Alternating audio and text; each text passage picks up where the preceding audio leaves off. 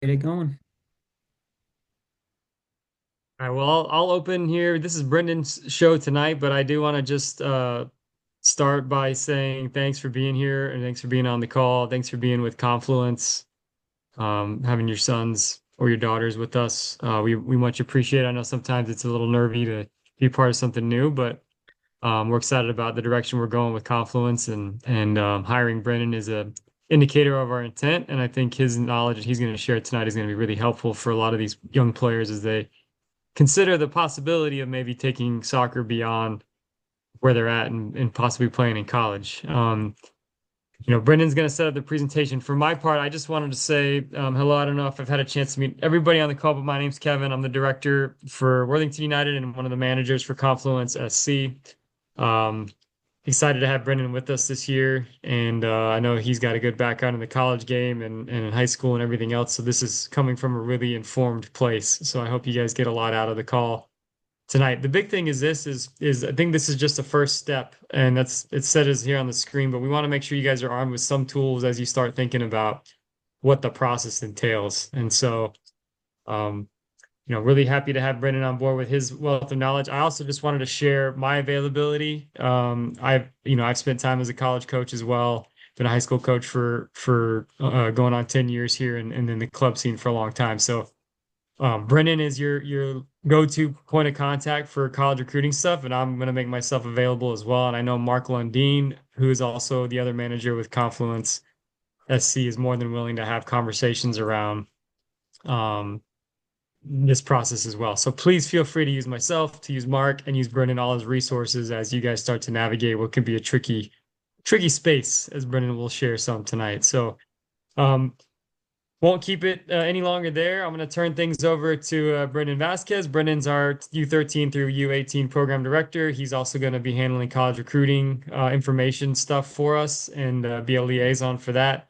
Obviously, coaches the 2011 boys top team with Confluence Soccer Club, so he's going to have some boys, starting this process very early on in this process, but starting this process soon. So happy to have Brendan sharing with you guys tonight. So I'm going to turn it over to him. I'm going to turn my video off because I'm going to be in and out a little bit, but hope you guys engage with him and enjoy the presentation and make sure you're open with questions and dialed in. So Brendan, it's all yours. Yep. Appreciate it, Kevin. For everybody else, I think Kevin mentioned it a little bit as well. I'll give just a really brief background on myself. I've coached at the Division 3 and Division 2 on the women's side for NCAA schools, both in Illinois and then out in California. So I've had opportunities to learn from a lot of other players and what they have done and what has been beneficial for me as a college coach and how I can then translate that to you all so that you understand what the process looks like from a player's perspective, what it looks like from a coach's perspective, and how we can kind of bridge that gap in between the two.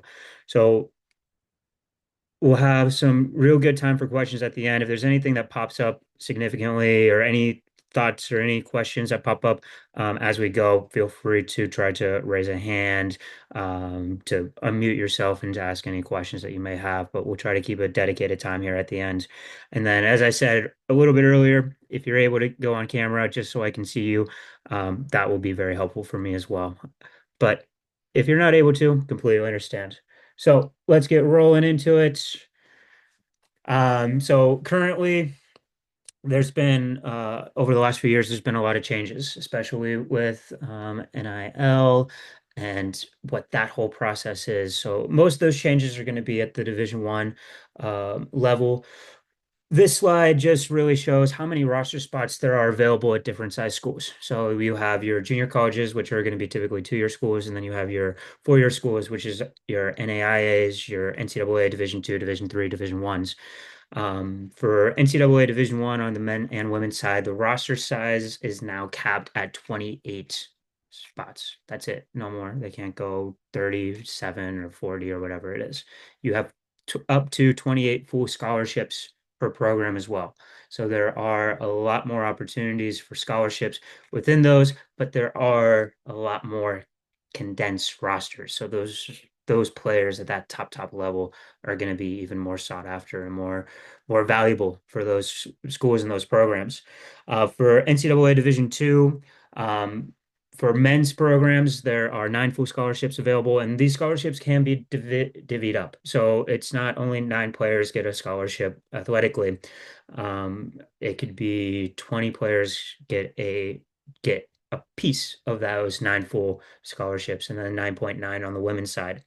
For Division two, and having coached in there, it depends on the institution, but a lot of institutions will also stack academic money on top of that as well. And we'll talk about how important it is to stay on top of academics going from freshman year all the way up.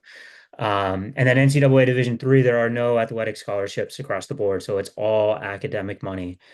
For NAIA Division one and Division two, both of those will have 12 full scholarships per program. Again, those can be divvied up, those can be stacked with some academic money as well.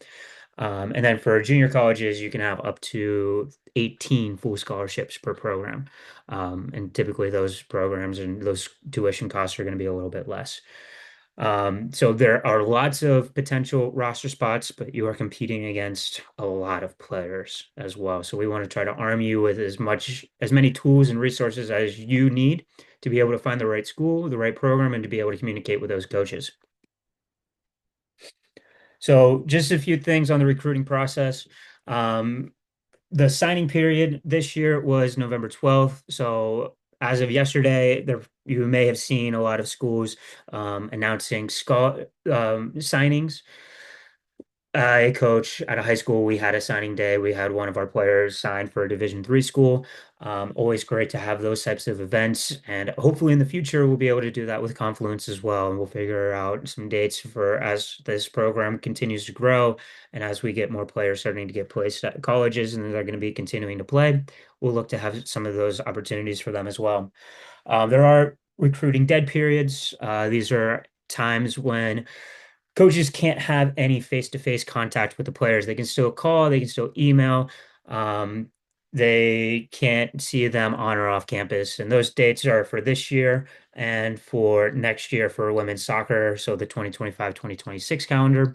And then there's a recruiting dead period or a quiet period as well where coaches cannot have any face-to-face, but they can off campus, but players can be on campus and they can have opportunities to have visits and everything else regarding that. So, um, NCAA coaches are not able to communicate with you until June 1st of your junior year. June 1st going into your junior year. So a lot of these NCAA schools, they can send you information about the school. They can send you ID camp invites. They can send you certain things, but they can't have any soccer and athletic conversations with you. Now, if you're on campus and you go to an ID camp, which we'll talk about a little bit later, there are some other things that they can do because you're there for a evaluation and you're there to be coached. So they are allowed to talk to you about soccer related things. Let's see. So from a coach's perspective, this is what we would look to do for ninth and 10th graders, especially NCAA schools. We would just start building recruiting radars. So who are those players that we see that have high potential that could potentially in 2, 3, 4 years make an impact on our program? And we'll start to try to track and start to monitor and start to have more evaluation periods for them. Um, Once you get to 10th grade, then you'll start to look to get into some more ID camps, and hopefully would it be inviting players to come and experience campus and really get a good chance to be able to see them and to have an evaluation. And then once they hit 11th grade, that's when the campus visits, and this would be for 11th and 8th graders. And as it goes, we funnel that down to the specific players and the roles and the people that we would be looking for. So for me, I looked for character and skill and teamwork. Those were the 3 main things. Um, what was your reaction when you made a mistake? What was your skill both on and off the ball as your team attacks and as your team defends? And how do you relate to your teammates? Those were really the 3 main ones that we would base our evaluations off of. And then from there, we would try to narrow it down to find who is the best fit for the program. Campus visits, play a huge factor in that. Getting a chance to see a potential student athlete in our environment as a college coach is huge. And then being able to have our players meet with them to make sure that they fit into the culture is also a huge thing. So once they get to their junior year, that's when a lot of those more in-depth evaluations and more in-depth character assessments are able to be made. So, all that being said, what does this mean for the players? And how should we start to look at what is going to be the best route and the best path to try to consider as a player and as a coach and as a parent? So for eighth graders, I think something that is very important is visit your high school.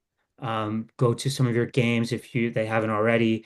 If you have some kids that are younger that are going to be coming up into high school soon, or if you're a current eighth grader, like on my 2011 team, if you haven't had a chance to go watch the high school that you're going to be attending play and get to know those coaches, that's an important thing as well.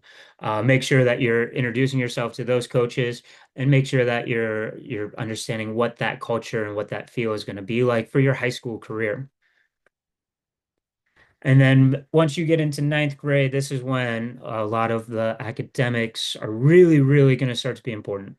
Almost every school on the planet, every university on the planet is going to offer academic money.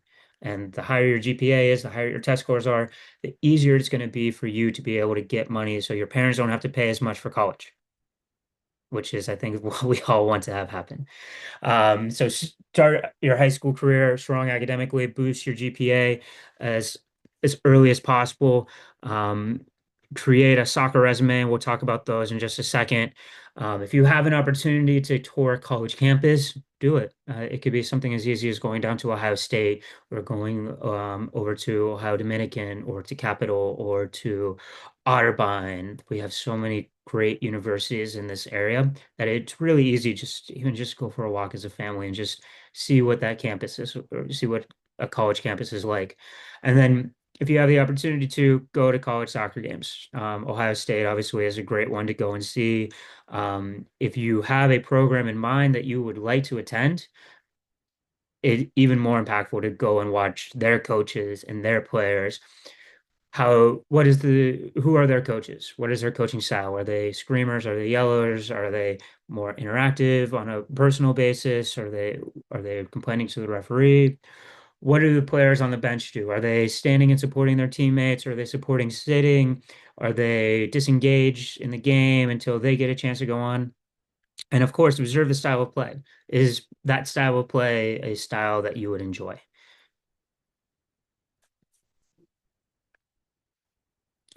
So we'll talk a little bit about creating a soccer resume. I have a very brief template, and this could be something that you do online. This could be something, a scouting profile. I know there's a bunch of different websites out there that assist with this. I'm happy to share some that we that college coaches typically use. And as we are doing any showcases or anything like that, the ones that are consistently popping up are going to be the ones that we are going to want to try to get players onto so that when we go to those showcases, coaches are able to pull up their information easy. It's all about just ease of transfer of information. So simple things to include. Um, Obviously player's name, graduation year, their number on the team, what teams they play for, and their contact information, including email, phone number. If you have a good school email address that you're consistently checking, utilize that. If you have a personal email address that isn't anything too ridiculous, utilize that as that main source of contact. But whatever it is, just make sure that it would be something that you're constantly checking. And of course, phone numbers so that coaches could be able to reach out to you as well. If they've taken ACT or SATs, have those scores in there. GPA is super important as well. And then the anticipated major. When I was coaching at the Division III school, one of our main programs that we had a lot of students, athletes in was our nursing program on the women's soccer team. So if I saw that a player was interested in the nursing program, I knew that we had a chance to be able to get her to our school and to our program because it was highly regarded within the area. You want to have your coach's contact information. You'll want to have your playing history, what leagues, what have your accomplishments been, any awards, and a lot of these will be more as they get to high school and start to get those league awards and team awards. You can add those types of things on here as well. Any links to highlight videos, and we'll talk about highlight videos in a little bit. And of course, you'll want to make sure that you keep this information up to date. One that I use at a different location is called Scouting Zone, but there are so many different player profile systems available to us to be able to utilize so that we can have that information all in one place. Another thing that we can do is have very, I don't want to say simple, but very clean, very nice, very presentable team pamphlets as well, with that information even more condensed and having the entire roster and squad within that, within a trifold pamphlet. So typically, if you're going to showcases, you would just hand the coaches that trifold and they would have everyone's roster information, their contact info. Ideally, we would have pictures of the kids so that they can cross-reference that. You'd have their numbers, anticipated majors, and contact information, all within that brief little blurb. Doesn't have to be anything too crazy like your own soccer profile would be. So as we get into 10th grade, so going into the sophomore year, continue to be strong academically. And this for me is when creating a school list is going to be really important. We'll talk about that in just a moment as well. Maintain your recruiting profile. Create, if you haven't already, a soccer highlight video or update it. Reach out to the coaches of the schools that you're interested in and attend. I would attend one or two ID camps for schools that you're interested in, and get a chance to know those coaches and get a chance to understand what it would be like to be a player for that program, because we want to make sure that you're comfortable with those coaches and with those players. And it's not something where we're just going there because of the reputation of the program, but we actually want to feel really comfortable and feel like we're valued when we're there. So creating a college list, there are quite a few questions that the players should be asking themselves. And you can create this list as big or as small as you want. And it's really up to each individual. I would say cast a wider net when you are younger. So those freshmen and sophomores, cast a wider net because you never know what fish are going to bite when you cast that one out. But what a major thing is going to be, what are you interested in academically? Do you want to go to a big school? Do you want to go to a school that's more than 10,000 students? Do you want to go to a medium or to a small school? Do you want to go far away from home or do you want to stay close to home? Is there a geographical location that you would want to be in?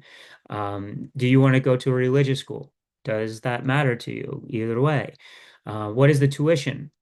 Um, Obviously, there's going to be a difference between in-state tuition and out-of-state tuition for a lot of schools. And what is the percent of students that are receiving financial aid from the institution? And of course, could you get admitted academically? Because at the end of the day, again, this is a academic process. They are going there for college. They're not going there to compete as an athlete. They're going there to continue their education and to learn and to grow. And then the opportunity to have that extracurricular as a soccer player is going to be there as well. And of course, if you didn't play soccer, would you still want to attend this school? I think that is one of the most important questions and one that we get sucked into a little bit too much. I want to play, I want to play, I want to play. But sometimes that school might not be a right fit. It might be too far away from home, it might be too close to home. It might not be big enough. The campus might be too small. It doesn't have the major that I want, and that would be a huge hurdle that I would have to get over to be able to do what I want later in life. So these are all very important questions. And again, this list could be big, list could be small. Just depends on the person and where they are within the process overall.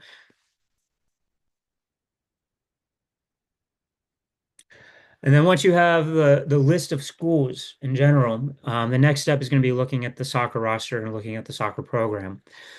What does that roster look like by position? How many players are in your position? How many seniors are going to be graduating in the next? How many players are going to be graduating in the next couple of years? Has there been a lot of turnover in coaches? What is the coach's credentials? How long have they been at that institution? What success has that program had over the last 3 to 4 years? If it's one that hasn't had a lot of success and they've just brought in a new coach who is a program rebuilder, that might be a very intriguing opportunity if that's a school that you're looking to attend. If it's a coach that was there for decades and decades and decades and decades, and I'm thinking about Jay Martin right now at Ohio Wesleyan, and then he steps away, is that next coach up going to be someone that you would want to be coached by as well? So there's a lot of different questions. There's a lot of different ways to look at this process. And as as Kevin was saying earlier, I am here to assist you in any way that I possibly can throughout this process as well. So if there's any questions or anything that you guys need from me in terms of creating these lists, please don't hesitate to reach out. So once you have that list, that will be a time to start doing the following. Sending them an introductory email, ideally with a video clip or a highlight video, and including your resume or your recruiting profile. Have a club coach or director send an email to that coach introducing you as well, and then update that coach that you reach out to with your schedule and results and give them opportunities to come out and see you. If you know that the coach, let's use the example of Otterbein up in Westerville. If you're playing against Polaris, that might be an easy one to for them to be able to come out and observe. Westerville, we could probably get them just about anywhere. Um, and I use that as my example because that's where I graduated from. Check into ID camps. If there's one that's going to be coming up, especially if you're a sophomore or a junior or a senior, if there's a ID camp that's going to be coming up and you really want to get a chance to know those coaches, that's a really good chance to do that as well.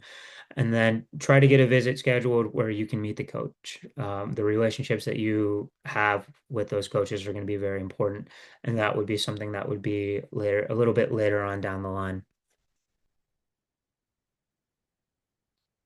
So I will talk real quick about creating the highlight videos. And I won't read through all of this, but one of the things, shorter is better. If you're going to add music, make it tasteful. The number of times where I've turned on a highlight video and I have headphones on and it just blasts my ears and I am deaf for the next 5 minutes was very high as a college coach.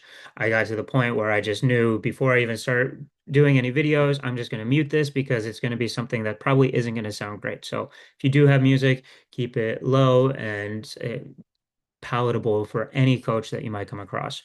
A big thing is make yourself visible. Um, Highlight yourself in those videos.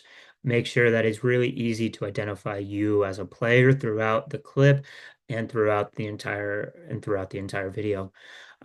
Something that I personally like and I would recommend for players to do if they have the ability to is to group your clips by skill. So if there's a specific skill that is something that you are great at in your position, highlight that and have two or three clips of that skill and section it off. So if I'm a striker, my first touch with a defender on my back might be a skill that I'm really, really good at. I'm really good at holding on to the ball and connecting with my teammates. I'm going to have two or three clips of me doing that. Boom, boom, boom. So that coach can see that. If my superpower is finishing on a volley, then I'll have five, six volleys that I'm going to be finishing. Just bang, bang, bang, bang, bang. So that it's really easy for them to see and clip and organize so that they can go back and show their head coach, hey, this guy's really good or this girl is really good at this. And it just makes it a lot easier.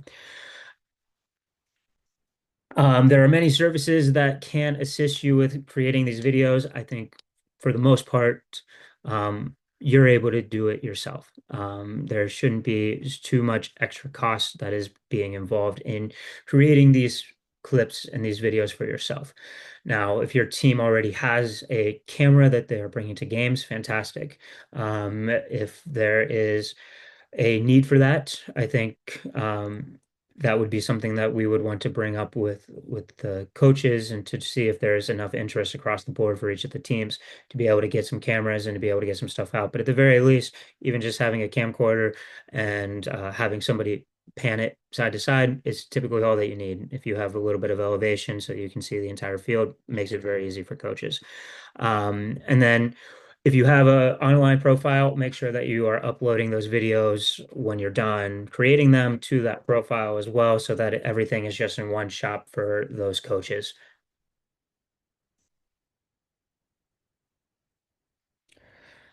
So the next step is going to be the emails. And I have a couple of templates here that I am happy to share with you guys. But make sure that each email is personalized. Make sure that you are sending it to the right coach. Make sure that you are um, letting them know why they are on your list. If I want to get into nursing and I know that this school has a great nursing program and I want to play soccer as well, I'm going to highlight the fact that I want to be in that nursing program and what the recognition is locally and nationally. If that's the route that I want to go, if it's a business school, I'm going to hit that in that email. The players themselves need to be the ones writing those emails. The coaches want to hear from the players as much as possible, and not having mom and dad jumping in and out and doing the stuff for them. Any games that, like I mentioned earlier, that are within a driving distance of that school, please include those in those emails as well. Especially now since their main part of the season is over. For a lot of schools, there are still some that are going to be in the NCAA tournament coming up here pretty soon. But for the most part, I would say 80% of the soccer programs in the country are done and are just waiting to recruit. So sending that information out, sending those schedules, sending any showcases or events like that that you're going to have coming up is going to be really helpful as well. Always having your GPA in there, and this could just be in a signature for the player, as well as that recruiting profile, or just having that as an attachment in the email. So again, a very quick template. This would be for if we were going to my 2011s tomorrow. We're going to Indianapolis for the Grand Park College Showcase. So an easy way for us to be able to send out emails to coaches is just to template it for that first one. Make sure that they have all that important information and make sure they have the game schedules correct. Even more helpful if I'm a coach receiving that is what number are you going to be wearing and what color kit are you going to be wearing if you have the ability to be able to add that information in there as well. And then of course after you have the that first email to the coach, have a follow-up after the weekend, especially if you find out that that coach was actually able to attend the game. And typically, what we should have is a parent that is going to be responsible for passing out any brochures or anything like that, any information about the club. Um, and then getting back a card from that coach. And then at the end of the weekend, we just can look at all the different cards that we get from the coaches, all the different business cards that we get from the coaches, and make sure that we are sending emails back to those coaches as follow up to thank them for coming out and to follow up for next steps, and to have any more additional communication from there.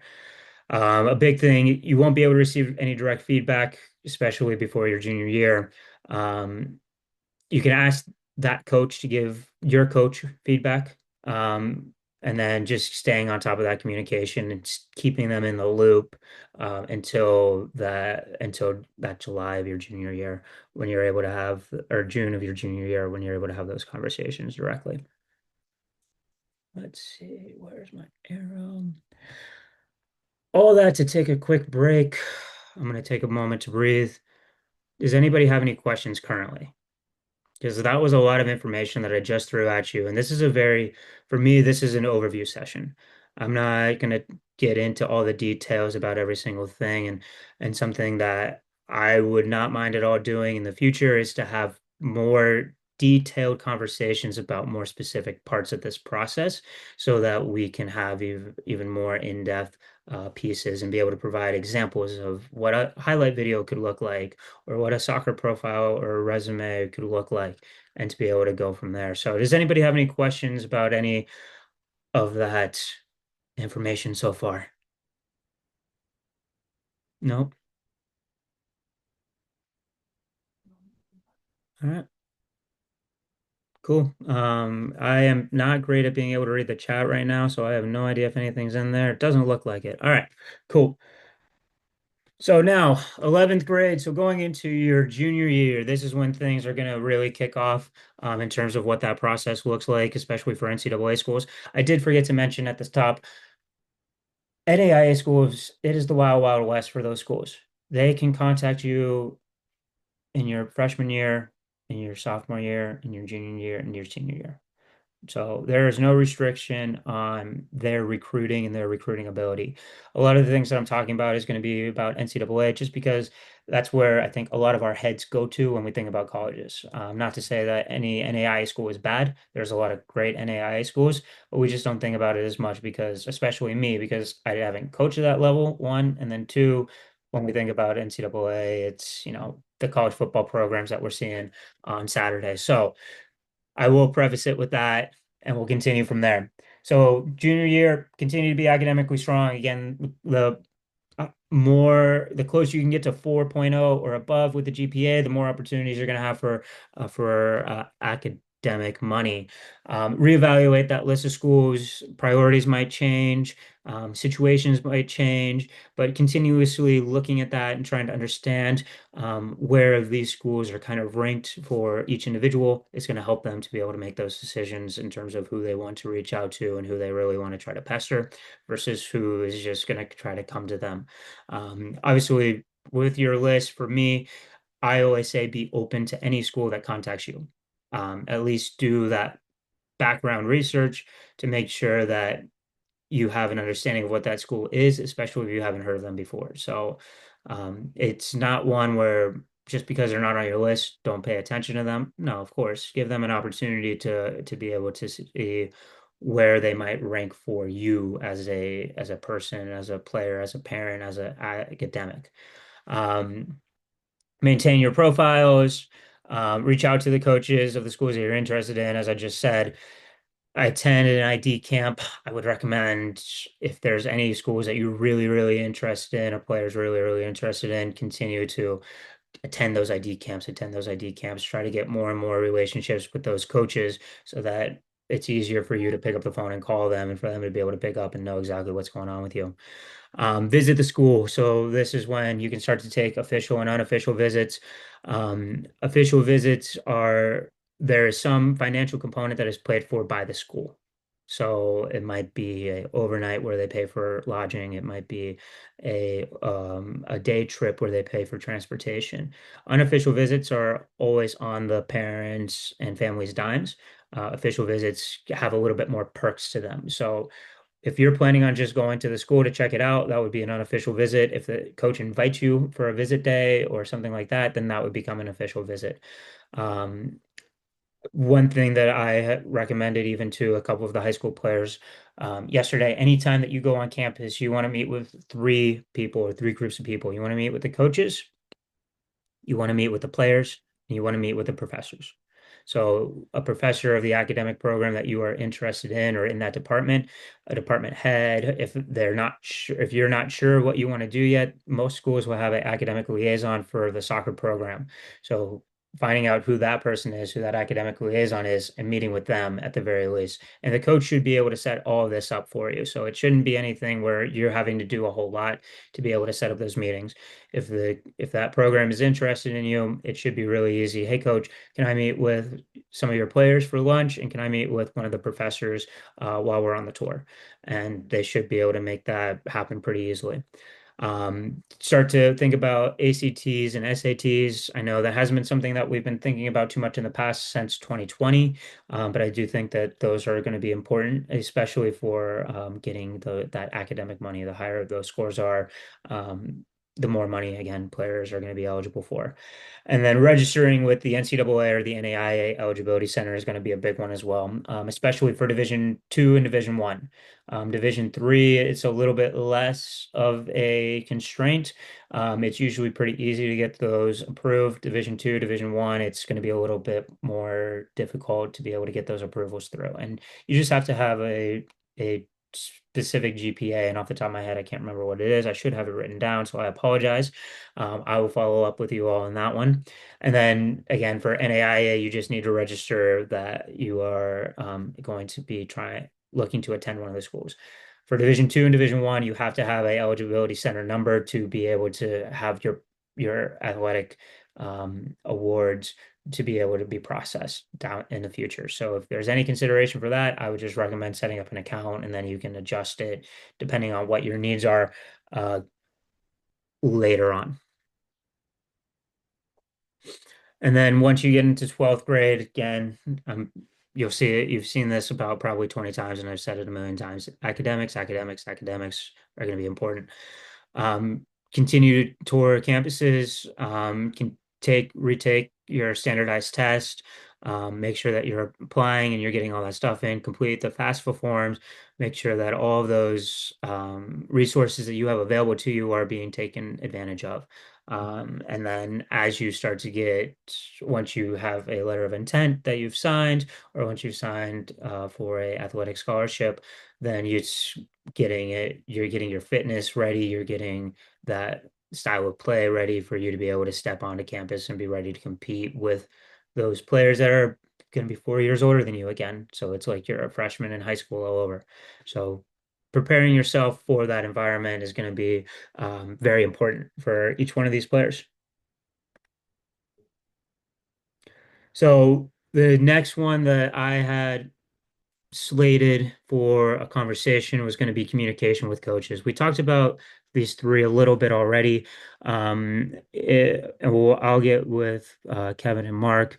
We'll see if we can try to get one more um, session in this year before we take our holiday break. And if we do this, these would be the three topics, and taking these three topics more in depth.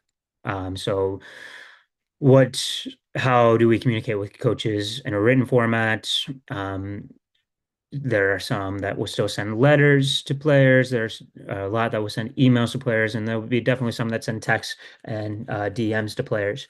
And then you'll have phone calls and in-person visits as well. So understanding what those different forms of communication look like, how we can best represent ourselves as the players and as the families is very important to make sure that we have that we're ready to go for them. So a lot of information. I will pause it here. Does anybody have any additional questions or any questions at all? Because I haven't gotten any questions yet.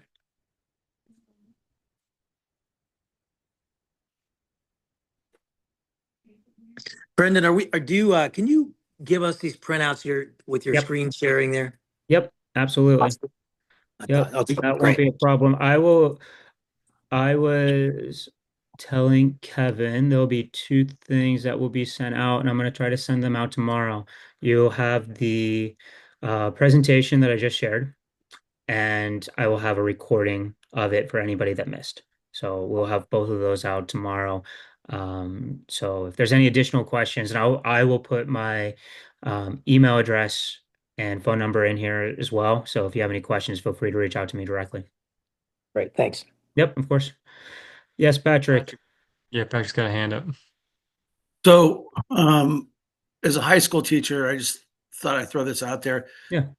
The classes that your kids take is important because not all of them are going to be approved by the NCAA.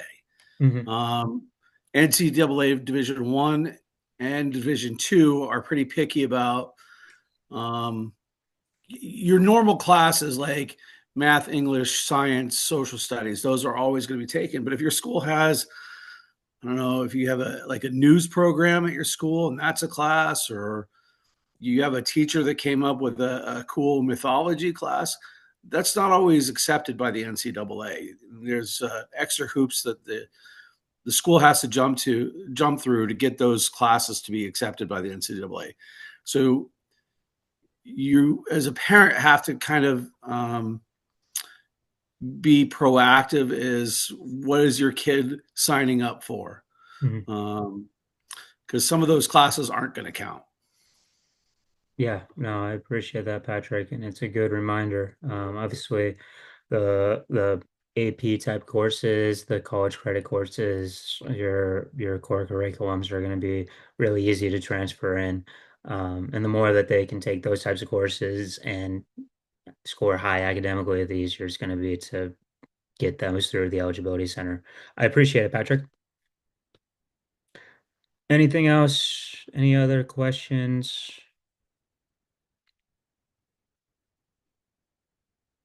Just thanks for all the information. Really appreciate it. Yeah, of course. Yes, thanks, Brendan. Yep. Appreciate it.